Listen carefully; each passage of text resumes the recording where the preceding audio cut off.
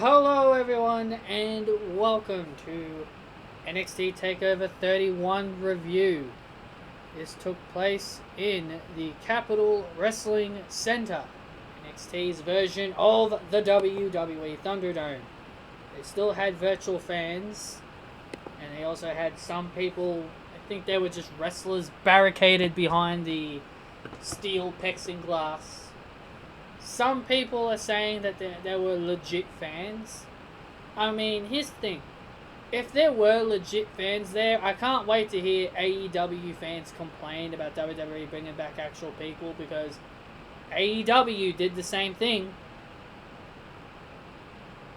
You know? They brought back legit fans.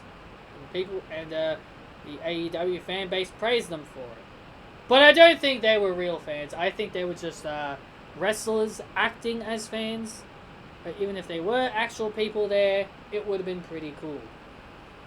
But I just think it was just, the PC wrestlers. I think it was just the PC wrestlers. But anyway, we kicked off the show with Damian Priest going one-on-one with Mr.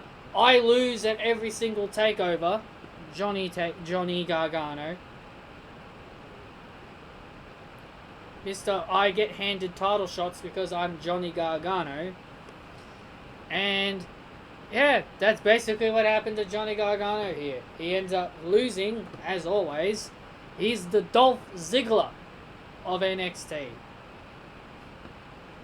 Johnny Gargano is the Dolph Ziggler of NXT. Look, Johnny Gargano can put on as many classics as he wants. I heard JD once say this. About Andrade when he came up to the main roster. When he was on SmackDown, Andrade was putting on classics with AJ Styles. And he was losing those classics. And JD said it himself. He says, you can put on as many classics as you want, but if you end up losing those classics, you more than often end up looking like a loser. And that's exactly what happens to Johnny Gargano in every single classic he puts on. Every single 5-star classic that this man puts on, he looks like a loser. I mean, they give him the nickname Johnny Takeover just because of that reason. Just because of the fact that he puts on 5-star classics all the time, just because he's one of the best wrestlers in the world. They didn't call him Johnny Takeover because he wins at Takeover. Did Shawn Michaels earn the name Mr. WrestleMania because he lost at WrestleMania all the time? No. Shawn Michaels earned the name Mr. WrestleMania because he won at WrestleMania, and he gave us highlights that we would remember at WrestleMania.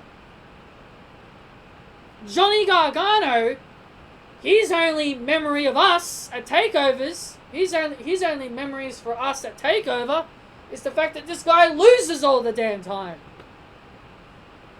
He can put on classics with Ciampa, Andrade, or whoever else, Ricochet. He can put Adam Cole. He can put on classics all he wants.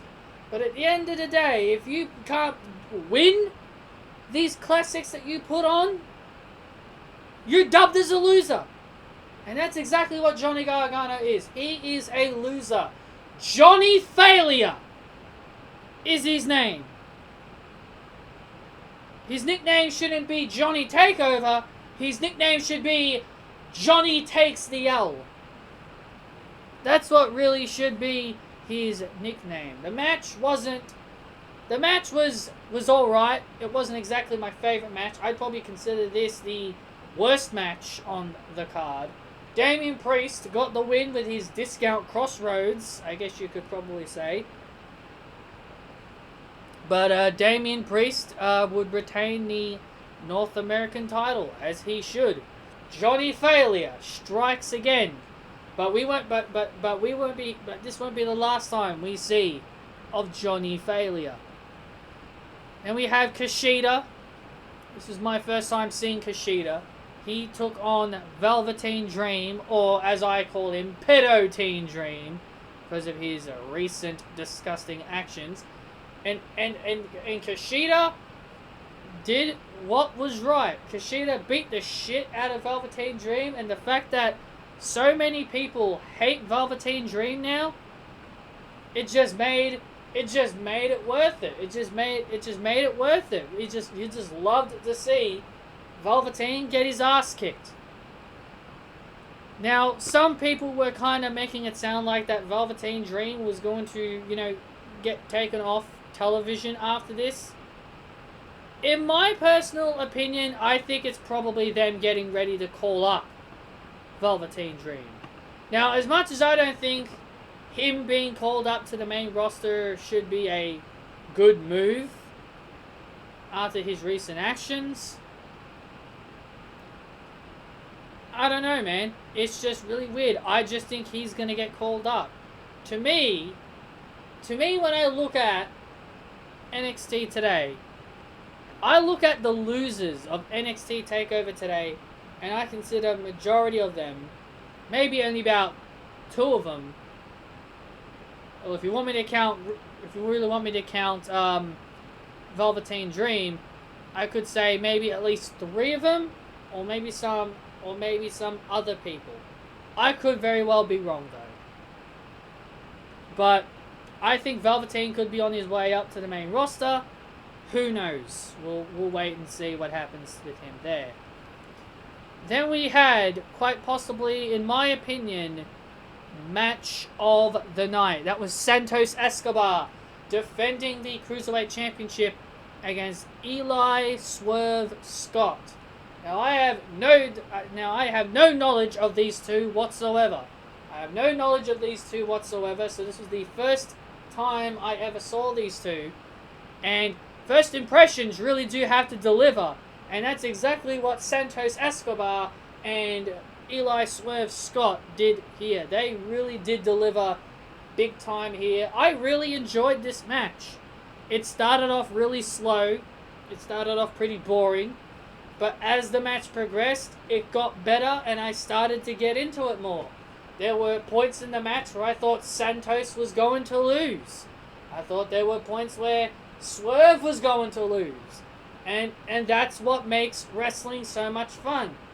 Now, Cruiserweight Wrestling, I've actually kind of been a fan of Cruiserweight Wrestling. Cruiserweight Wrestling, I can actually enjoy. If it's the right people, I guess. If it's like the right people, I guess I could enjoy it. But Cruiserweight Wrestling to me was at its best when Buddy Murphy had that championship. So ever since Buddy Murphy lost the Cruiserweight title, I don't think Cruiserweight Wrestling has really been all that great. But this was one of those instances where I actually enjoyed a Cruiserweight match. Santos Escobar was fantastic. Eli Swerve Scott was fantastic. So I thought those two did a fantastic job. And I really thought Santos was going to fall here. I really thought this was the match where he was going to drop the championship. But no, Mr. Escobar found a way to survive Eli Swerve Scott and retain. And Eli Swerve Scott became the first guy to kick out of the Phantom Driver, which was Santos' finishing move. Well, you know what? At least Phantom Driver is a better name than the Hurt Lock. But it was a great match. I really did enjoy it. And well done to Santos Escobar. And well done to Eli Swerve Scott for actually entertaining me. This match made me a fan of these two. This match really did make me a fan of Escobar and Mr. Swerve Scott. So well done to both of those men. Fantastic match. Really nothing else I can say there. Next we had Io Shirai defending her NXT Women's Championship against Candace LeRae. And Johnny Failure strikes again. Yes, Mr. Johnny Failure once again comes out during this match. And Johnny Failure proves why you cannot copy other people, Mr. Gargano. Mr. Gargano, you can't put on a referee shirt and try to pretend to be some role model at Extreme Rules Horror Show. That's exactly what he tried to do. He tried to pull a Bailey. It looked like he watched the Extreme Rules Horror Show. And he saw what Bailey did for Sasha Banks. And he thought, okay, I will do the exact same thing for my beautiful wife, Candace LeRae. Because I'm such a great husband. So he puts on a referee shirt. He counts super duper quick, just like how Bailey did. But Io Shirai still kicked out. She still kicked out despite how fast Johnny was counting. Johnny got busted being caught as the referee, so he pulled off the referee shirt, and then Candace LeRae would whack Io with the women's title. And Io would still kick out, but in the end of the day, Io Shirai would deliver her finisher and deliver the win. She would defeat Candice LeRae to retain her championship. Johnny Failure strikes again. That's what... Johnny Gargano is so terrible, man. Even trying to pretend to be Bailey. Even trying to do exactly what Bailey did at Extreme Rules Horror Show this year. And he still failed. He still failed to help Candace win. How else can I prove that this guy is a failure? How else can I prove this guy's a failure? He's a failure at winning matches. He's a failure at winning championships. And he's a failure at helping Candace win a title. He can't even get his own wife to a championship.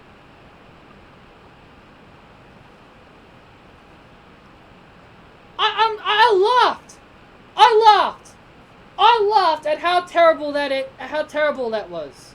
I laughed at how terrible that was because I just thought it was hilarious that Johnny Gargano tried to be exactly like Bailey, and it backfired. It would only work for a true role model, Johnny, and you're not a true role model. And I'd hate to break the news to you guys. Remember what I said earlier about how I think the losers are probably likely to be the ones to get called up out of NXT through the draft? I really hope, I doubt it, but I think it'd be pretty cool that the Garganos got drafted out of NXT to the main roster due to the draft. Johnny Gargano said he and Candace are bigger than NXT. No joke, he literally said it on his Twitter. He said on his Twitter, we're bigger than this. We're bigger than NXT. Well, then there's two shows by the name of Raw and SmackDown waiting for you, Mr. Gargano. We'll have to wait and see. Do I think they'll get called up? Absolutely not. Because Triple H doesn't want to, send them up. And then finally, the main event was Finn Balor. Oh, wait. Before I get to that, I should talk about one other thing. There's one other thing I should talk about before we get to the main event. We also had two big returns as well. And we had the return of my girl from the land down under, Toni Storm. Finally, Toni Storm is back after being gone for so long, and I'm so glad to see her back. My girl from the land down under. Toni Storm is coming for that title, man. She's coming for that title. If anybody should dethrone Io Shirai, it's her. And also, we had this return or mysterious debut of this mysterious 10/4/2020, and that happened to be Ember Moon. Sure, it's cool to see Ember Moon in NXT, but I can't tell you I'm excited. I mean, Ember Moon has no character. She has zero personality. She has nothing for her that gives us a reason to get behind her. People only like her because she's a good performer. Now, that's why people like Ember. People don't like characters. People don't like people with... Like, here's the thing. I hear people constantly talk about how wrestlers need characters and wrestlers need personalities to make it far in WWE. Well, why do you think Ember Moon failed on the main roster? She didn't fail on the main roster because of bad booking. She failed on the main roster because she didn't have a character and she didn't have a personality. There was nothing about Ember Moon that piqued fans' interest. Ember Moon can be a good wrestler all she wants, but at the end of the day, you need a character. At the end of the day, you need a personality. Bobby Trashley, he's another good example. He needs a character, he needs a personality. And look at this, and look at him, he's bloody champion. So I guess WWE can push people with no characters and no personalities, but Ember Moon, she's a good wrestler. But I just didn't care. I just didn't care to see Ember Moon back. I just didn't care to see her. I was more excited for Tony for obvious reasons. But I think Tony and Ember are going to be two people that could potentially be next in line to face Io Shirai. We could potentially get a four-way between Io, Tony, Rhea, because Rhea Ripley made a claim that she wants the next title shot, and Ember Moon, or you just put Ember, Tony, and Rhea in a triple threat, and then you determine Io's next challenger that way. Enough with the Battle Royals. I've seen way too many Battle Royals in NXT to determine number one contenders. Enough with the Battle Royals. That's one thing I think NXT really needs to stop doing. Having Battle Royals to determine number one contenders. So yeah. I almost forgot about that, so we got that out of the way. I'm happy to see Tony. Not as happy to see Ember, but let's see if Ember can turn things around. Let's hope maybe she can get a character and maybe can get a personality this time on NXT. And maybe then I might sway my opinion. But until now, Ember Moon is still Ember Moon. She can ride out on a bicycle if she wants to, but she's still the same old Ember Moon to me. But anyway, now we'll talk about the main event. Now we will get to the main event. Finn Balor defending the NXT Championship against Undisputed Era's Kyle O'Reilly. Now, a lot of us thought Adam Cole was going to turn on Kyle O'Reilly, and yep, I'll raise my hand. I was thinking that too. I was one of them. I thought that was going to happen. But when the match ended and there was no outside interference, I was thinking, okay, no betrayal. No betrayal. And then we saw Kyle and Finn shake hands. And then all of a sudden we see Ridge Holland. He was carrying Adam Cole on his shoulders and throws him down. And Adam Cole's t-shirt was wrecked. And he was attacked backstage by somebody. Bobby and Kyle checked on him, and so did Roddy. Bobby Fish pointed the finger at Finn Balor. If he did anything, Finn put his hands up. He said, "No, I had nothing to do with it." So we left the air wondering what happened to Adam Cole. Now, if I was to give you guys a prediction on what I think happened to Adam Cole, I can't really give you a full answer, but I think I might have a sense of direction that they could go with this. Either one, we'll focus on Ridge Holland, because he was the guy that carried Adam Cole out. So here's my two theories on what I think they will do. One, Ridge Holland was the one that attacked Adam Cole, and he beat him up as a message to Finn Balor that he's coming for his championship. Or two, he found Adam Cole being attacked by somebody, and he dragged him out to show the Undisputed Era something happened to him. Those are my two predictions on what I think could have happened to Adam Cole. But at the end of the day, I don't have the full answer. So it's a very interesting ending. That's really all I can say about the ending that what happened to Adam Cole. I just thought it was a very interesting ending. So it seems like the Undisputed Era have turned babyface after all. I thought they were still, sort of heels. Well, anyway, that's the end of this NXT Takeover 31 review. I hope you all enjoyed it. Hit that thumbs up. Comment your thoughts down below. If you guys haven't done so, hit that subscribe button as well. I would greatly appreciate it. And I will see you all next time.